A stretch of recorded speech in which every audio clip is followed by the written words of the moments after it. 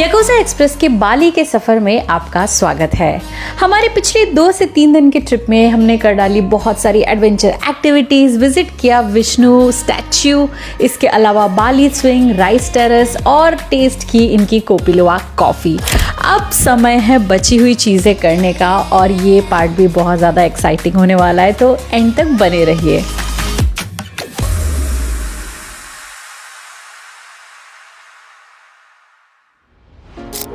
Okay, तो आज है मेरा दूसरा दिन बाली में अपने पेरेंट्स के साथ में और अभी मैं हूँ उबुद एरिया में। तो सबसे पहले मैं यहाँ कवर करने वाली हूँ उबुद का मंकी फॉरेस्ट। वैसे मैं इंडिया से हूँ तो मैंने बंदर पहले कई दफ़ा देखे हैं, जी हाँ, मेरी घर की छत पे भी देखे हैं, लेकिन यहाँ पे 500 रुपये दे करके हम एक जंगल में बहुत सारे बंदरों को देखने आए, क्योंकि सब लोग आए थे और जो अंग्रेज़ थे वो तो बंदर को देख के इतने पागल हो रहे थे कि उनके साथ सेल्फी ले रहे थे और बंदर बड़े बदमाश थे, उनका सामान लेकर के जा रहे थे इधर उधर। तो कुल मिला के 1-1.5 घंटे का पूरा कार्यक्रम रहा और बहुत बड़ा कॉम्प्लेक्स है। एक्चुअली मैंने 100% तो विज़िट किया भी नहीं। ऐसे नदी, पहाड़, झरने, मतलब बहुत ज़्यादा अच्छा एक एम्बियंस सा बना रखा है। और जो बंदर हैं उनको वो ऑलरेडी कुछ खाने का डालते हैं, तो आपको एनकरेज नहीं करते कि आप बंदरों को कुछ खाने पीने का डालो। तो ओके था। मुझे लगता है कि अगर आपने बंदर देखे हैं पहले तो स्किप कर सकते हो। उबुद का मेन एरिया, अगर आप कोई टैक्सी वगैरह करेंगे तो मोस्टली आपको यहाँ पे ड्रॉप करेंगे और फिर यहाँ पे ये आप देख सकते हो, ये है उबुद आर्ट मार्केट पूरा, जहाँ पे बहुत सारी शॉप्स से ऊपर वो आप खरीद सकते हो चीज़ें वगैरह। और फिर इसके जस्ट सामने है आपका उबुद का जो पैलेस है वो, और यहाँ से अगर आप सीधा जाएंगे तो यहाँ पे सीधा आपको मिलेगा सरस्वती टेम्पल। तो चलिए सबसे पहले चलते हैं उबुद पैलेस। तो ये है उबुद पैलेस और ये एक बहुत ही खूबसूरत पैलेस है, जहाँ पे आपको इस तरह का बालिनीज आर्किटेक्चर है वो जो देखने को मिलेगा। तो चलिए और आगे चलते हैं। यहाँ बहुत ज़्यादा कुछ करने के लिए नहीं, ऑनेस्टली आप सुंदर सुंदर तस्वीरें खिंचा सकते हैं और बालिनीज या फिर इंडोनेशियन आर्किटेक्चर या कल्चर का एक नमूना देख सकते हैं। बहुत ही डिटेल में कार्विंग वगैरह करी हुई है। तो ये पूरा ऐसे कैंपस बना हुआ है जो उबुद पैलेस के नाम से है।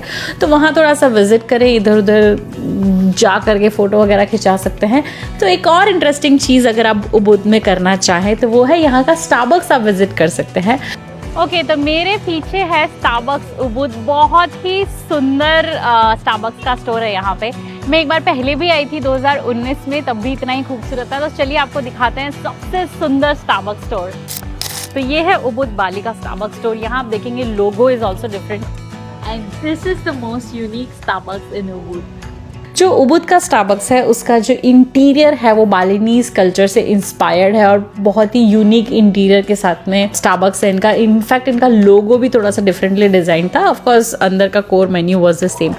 तो मैं बैठी हूँ सबसे सुंदर स्टारबक्स स्टोर, जो कि उबुद के जो सरस्वती टेम्पल है उसके पास में है। और यहाँ मैंने ऑर्डर करा इनका एक सिनेमन रोल और एक आइस्ड मोका। बहुत ही सुंदर स्टोर है। तो अगर आप उबुद एरिया में यहाँ पे ज़रूर आइए। तो ये रहा स्टारबक्स, और स्टारबक्स विज़िट करने के बाद आप जा सकते हैं पीछे जो सरस्वती टेम्पल देख रहे हैं यहाँ पे। तो यहाँ पे जो दीदी है ये टिकट दे रही है, तो मुझे लगा कि सामने बस टेम्पल है, जाना होगा। फिर पता चला, मैं 2019 में आई थी तब यहाँ पे टिकट नहीं था। ऑनेस्टली आपको सरोंग पहन के जाना ज़रूरी नहीं था। अगर आप फुल्ली कवर्ड हो तो जा सकते हो। अभी शायद ये स्टार्ट हुआ है, तो आपको 50,000 इनकी करेंसी में दे करके सरोंग ले करके ही अंदर जाना है। तो ये टिकट है, सरोंग पहनना ही है। I don't know what's the logic. बहुत ही यूनिक है। एक तो सरस्वती जी का टेम्पल, मैंने एक्चुअली ये मेरा फर्स्ट टाइम था और 2019 में भी मैं यहाँ पे आई थी, लेकिन तब ये सरोंग पहनना, टिकट लेना, ये सब सीन नहीं था। अभी इन्होंने कुछ 200-250 रुपये का एक टिकट रख दिया है, जिसमें टिकट तो चलो ठीक है, उसमें आपको बहुत ही अनोखी सी ड्रेस पहन के जाना बहुत वो कंपल्सरी हो गया है।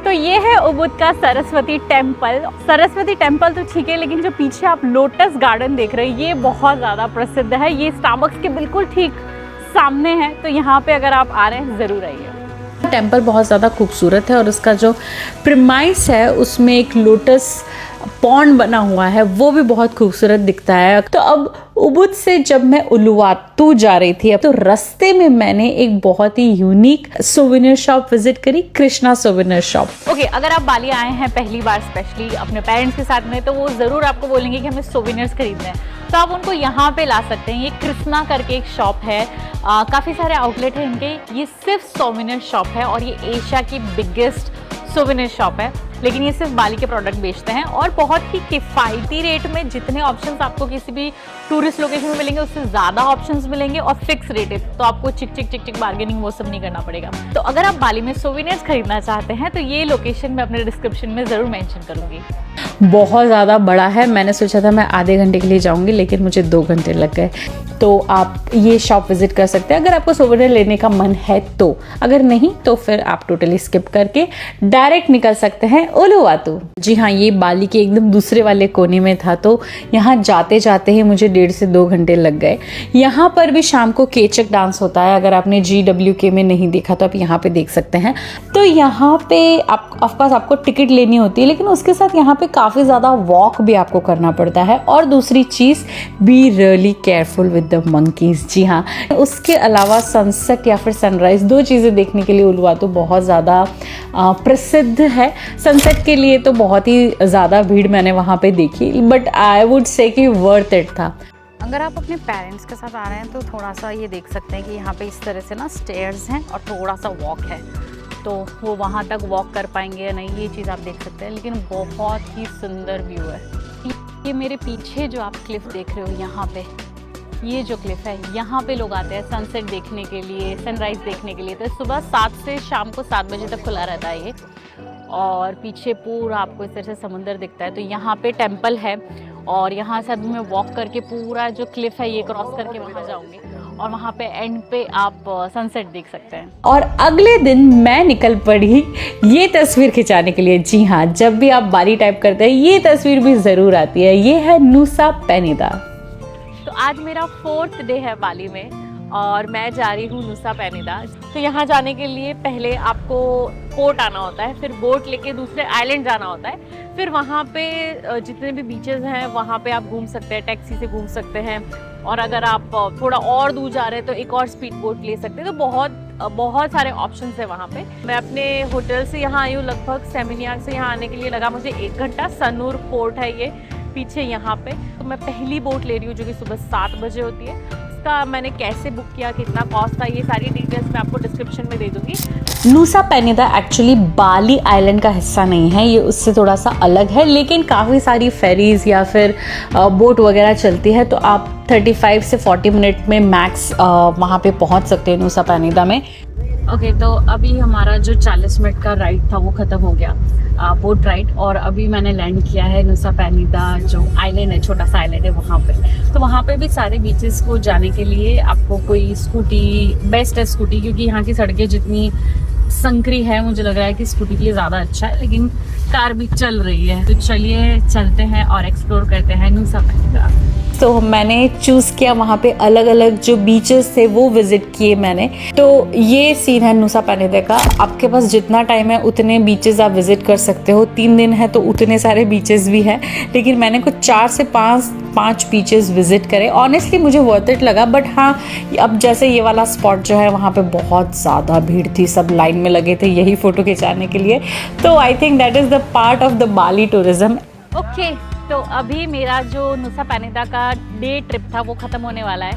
मैं बस वेट कर रही हूँ। ये एक्स स्टोन पीछे जो लिखा हुआ है ये हार्बर है, तो यहाँ पे हार्बर पे मैं वेट कर रही हूँ अपनी बोट के वापस आने का। तो मैं गई एंजल बिलाबोंग, ब्रोकन बीच, फिर क्लिंकिंग बीच और लास्ट में क्रिस्टल बे करके जो जगह है। तो ये 3 जगह आपको लेकर जाते हैं। क्रिस्टल बे में इट्स मोर लाइक नहा सकते हो, पानी में टाइम स्पेंड करो और देन आपका लंच इंक्लूडेड होता है। तो ये पूरा पैकेज मैंने बुक किया था 4000 रुपये में, क्योंकि जो ड्राइवर मैंने बुक किए थे बाली के लिए उन्हीं के थ्रू मैंने बुक किया था, तो काफ़ी अच्छा उन्होंने रेट दिया। तो आई थिंक वर्थ इट लगा मुझे एक आदमी का कुछ 4000 रुपये। लोगों का एक्सपीरियंस मैं कहूँगी कि बाली में ज़्यादा अच्छा है। शायद टूरिज़्म इतना डेवलप्ड है कि लोग उस हिसाब से ढल चुके हैं, लेकिन देखने के लिए खूबसूरत है नुसा पेनिदा, आप आ सकते हैं। तो ये थी अक्रूज़ एक्सप्रेस नुसा पेनिदा से। आई थिंक मेरी बोट होने का टाइम हो गया है, तो अब मैं चलती हूँ। और इसी के साथ मेरी बाली की 5 दिन की ट्रैवल सीरीज खत्म होती है और ये ट्रिप मैंने अपनी मदर के साथ प्लान करी थी। तो अगर आप भी अपने पेरेंट्स के साथ या उनके लिए कोई लोकेशन चूज करना चाहते हैं तो आई थिंक बाली बहुत ही अप्रोप्रिएट लोकेशंस है। मेरी सारी वीडियोस में मैंने डिस्क्रिप्शन में मेंशन करा है कि कौन कौन से टूरिस्ट अट्रैक्शन पेरेंट्स के लिए सूटेबल है, कहाँ वो वेजिटेरियन या फिर इंडियन खाना खा सकते हैं और रहने के लिए सुविधाजनक और कन्वीनियंट प्लेसेस कौन सी है। सो बने रहिए याकुजा एक्सप्रेस के साथ और मिलते हैं अगली ट्रैवल सीरीज में।